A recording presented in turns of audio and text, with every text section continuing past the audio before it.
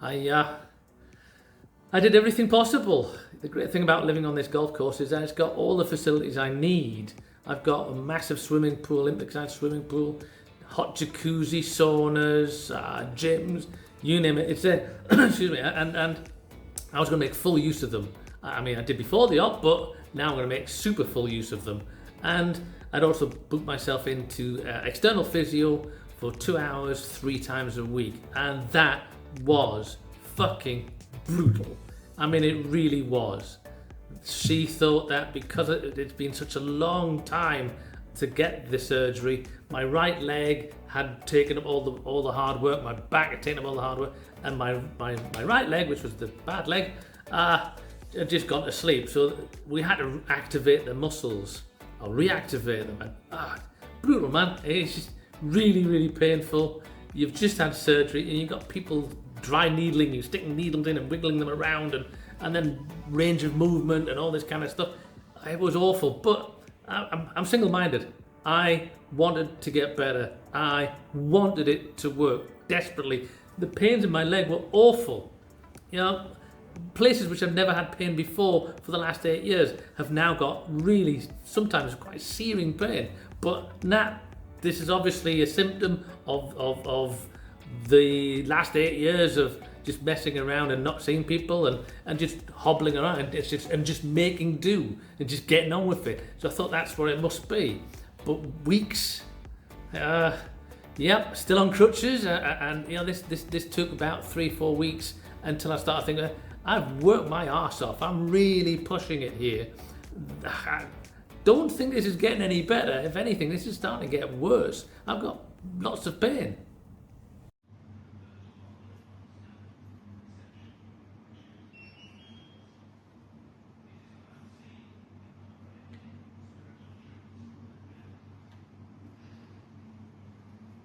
Sorry, I sound like I have cold, but I've just stepped off the bike.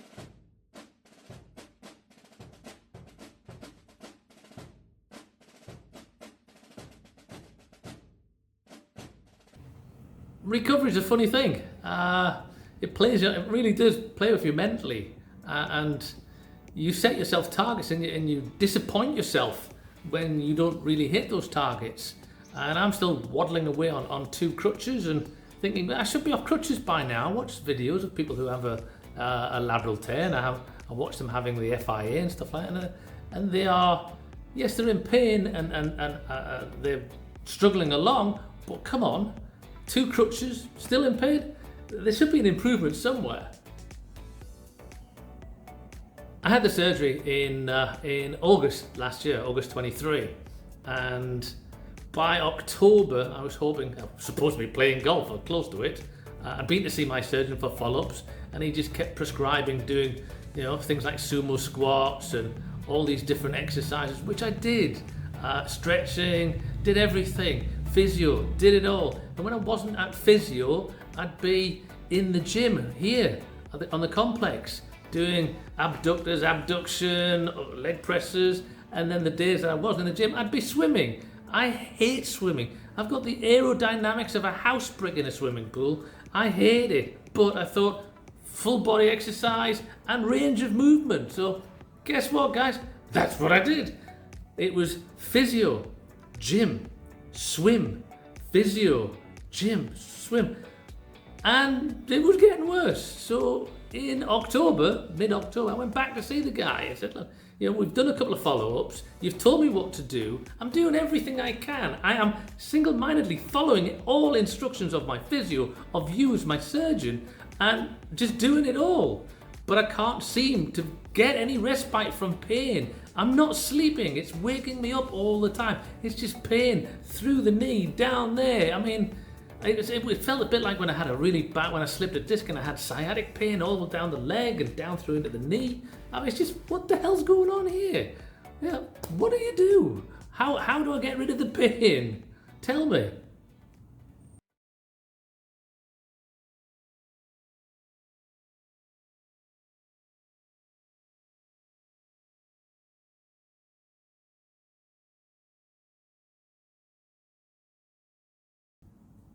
The day I went to see him in October, in frustration, He then said, we need a new approach. I think you need to have some cortisone injections, which are, they're done live, they're done in theatre, and we have live X-ray to guide them and ultrasound, etc. So I think we should do that, and we should do that now.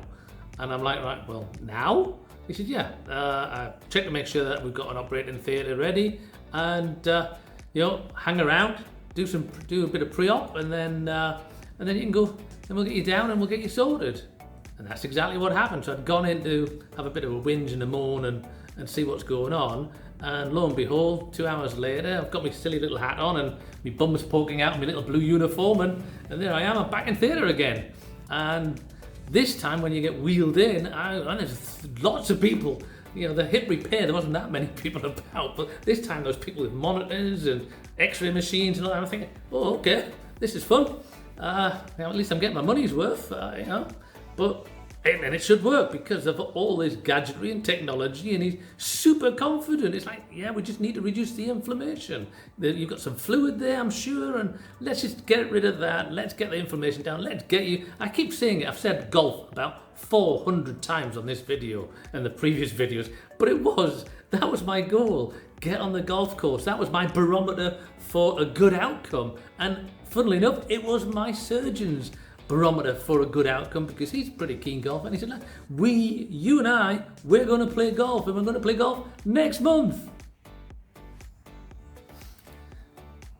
To cut a long story short, I think you've all guessed, because you've all seen the videos of talking about hip replacement, and the title of this bloody thing's about hip replacement, is it absolutely didn't work.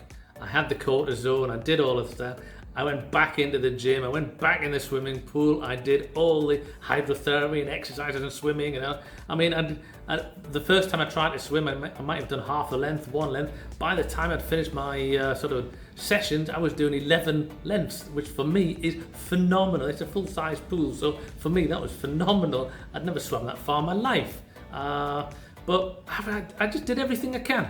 And, here I am. And look, it's February. Hello folks, it's February. This is the right hand stand, or the left hand one, or the right hand or the left one, who cares? And I've got another one over there somewhere. I'm going out shortly for lunch. And guess what? I still need these fucking things. I cannot walk. People think I'm milking it.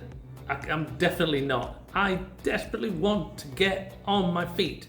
I desperately want to get rid of pain, because it's horrible. It truly is horrible. The pain goes from my hip. So now, before the pre-op, I had no hip pain. I had groin pain. I had no hip pain. Now I've got really seriously bad hip pain in the back, in the buttock area, around with the piriformis muscle. I know all the muscles now because, I've been in physio that much. They tell me everything. So I could now probably take a diploma in physiotherapy. So perhaps there's a silver lining. So I've done it all. So the pain now it shoots down from the hip now. It goes down through the inside of my thigh, down into the left-hand side of my knee, right knee. It goes down the right-hand side, right under the knee. It's crippling. I can't put any weight on it at all. It just makes life so difficult. And so obviously, taking my advice from the first videos, I thought, fucking, I've got to see somebody about this, because this guy's just not helping me. I'd go back. I swear to God, this is what the guy said the last time I saw him. I hobbled in on crutches just before I went to the UK at the end of November, and he said, you should go to the gym, you should do what you're doing, but I think you should now also go to the driving range and change your golf swing. If your golf swing's like wide, start coming down from a higher, so you don't involve your hips. It's like, dude, I can't fucking walk. What are you talking about? Golf? You're talking about changing my swing? I can't walk, you fucking idiot. And that was it. He's like, well, there's nothing more I can do. Washing my hands of you. There's nothing I can do. So, I had to go see somebody. I was desperate. I was going to the UK, and there's no difference really between doctors in the UK or here or whatever. I don't think there's a great, because most of them are trained overseas. But I wanted to find somebody who was a specialist, a real specialist in hip repairing, especially people who were centered in and focused in on failed FIA and failed hip repair, and that's what I had to find.